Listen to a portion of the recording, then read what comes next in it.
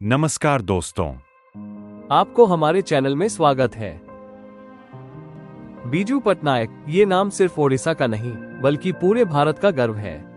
वे ऐसे नेता थे जिन्होंने सिर्फ राजनीति नहीं की बल्कि अपने साहस, देशभक्ति और दूरदृष्टि से भारत ही नहीं बल्कि पूरी दुनिया में सम्मान अर्जित किया।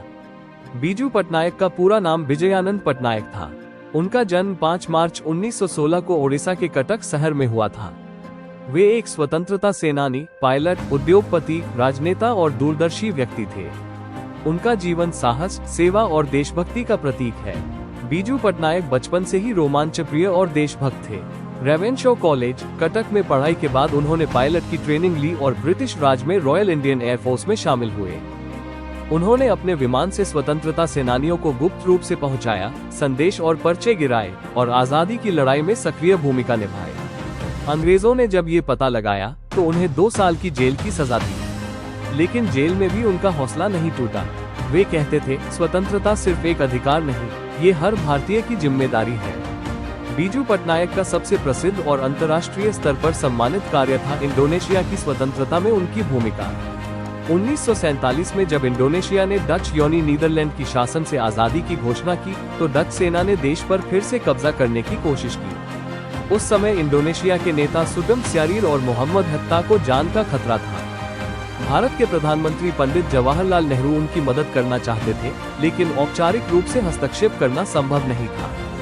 तब बीजू पटनायक ने स्वयं आगे बढ़कर एक गुप्त बचाव मिशन की पेशकश की। उन्होंने अपने डकोटा विमान से सभी खतरे झेलते हुए दुश्मन सेना के बीच से उड़ान भरी, जकार्ता में उतरे और दोनों नेताओं को सुरक्षित भारत लेकर आए। यह मिशन इतिहास में एशियाई एकता और साहस का प्रतीक बन गया। इंडोनेशिया की सरकार ने बीजू पटनायक को देश का सबसे बड़ा नागरिक सम्मान, भूमिपुत्र, सन ऑफ द सॉइल, प्रदान किया। बीजू पटनायक की सोच सिर्फ ओडिशा या भारत तक सीमित नहीं थी, वे एक वैश्विक नेता थे। उन्होंने एशिया और दक्षिण पूर्व एशिया के कई देशों में मित्रता और सहयोग को बढ़ावा दिया। वे भारत के गुटनिरपेक्ष आंदोलन, नॉन अलाइंड मूवमेंट, के मजबूत समर्थक थे, जिसमें भारत, मिस्र और इंडोनेशिया जैसे देश शामिल थे। उन्होंने जवाहरलाल नेहरू, सुकर्नो, इंडोनेशिया, चाओ एन लाई, चीन और यूनू, बर्मा, म्यांमार जैसे नेताओं के साथ गहरी मित्रता रखी। उन्होंने एशियाई देशों को संदेश दिया कि स्वतंत्रता के बाद भी सहयोग और आत्मनिर्भरता जरूरी है। बीजू पटनायक को राष्ट्रीय और अंतर्राष्ट्रीय स्तर पर कई सम्मान मिले, जैसे भारतीय वायुसेना द्वारा सम्मानित कश्मीर युद्ध 1947-48 में सहयोग के लिए Kalinga prize for popularisation of science Biju Patnaik द्वारा 1952 में शुरू किया गया, जिसे बाद में यूनेस्को ने अपनाया। ये पुरस्कार आज भी अंतर्राष्ट्रीय स्तर पर वैज्ञानिकों को दिया जाता है।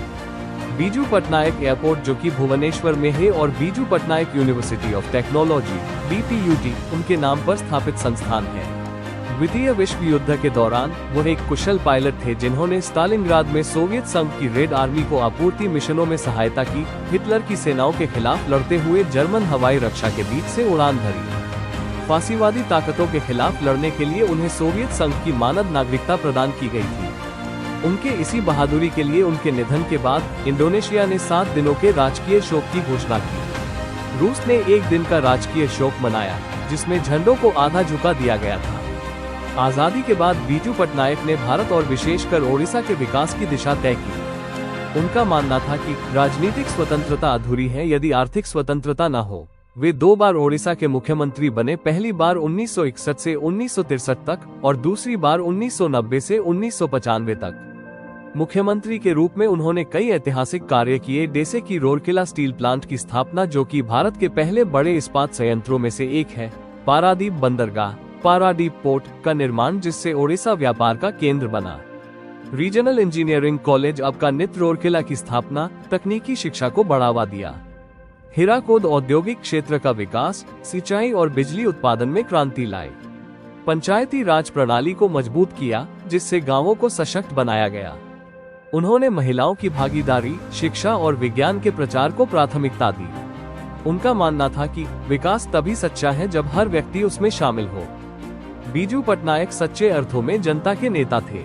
वे कहते थे, मेरे प्रति नहीं, अपने राज्य और अपने देश के भाग्य के प्रति निष्ठावान रहो। उन्होंने हमेशा ओडिशा की ओडिया अस्मिता, ओडिया प्राइड को जगाया और उसे भारत के गौरव से जोड़ा। उनका सपना था एक आधुनिक, आत्मनिर्भर और गर्वित ओडिशा, जो भारत के विकास का नेतृत्व करे।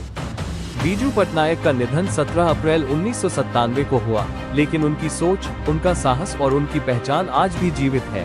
बीजू पटनायक के निधन के समय उनके पार्थिव शरीर पर 3 देशों के झंडे लपेटे गए थे: भारत, इंडोनेशिया और रूस, सोवियत संघ। यह एक दुर्लभ सम्मान था जो उनके अंतर्राष्ट्रीय कद और योगदान को दर्शाता है।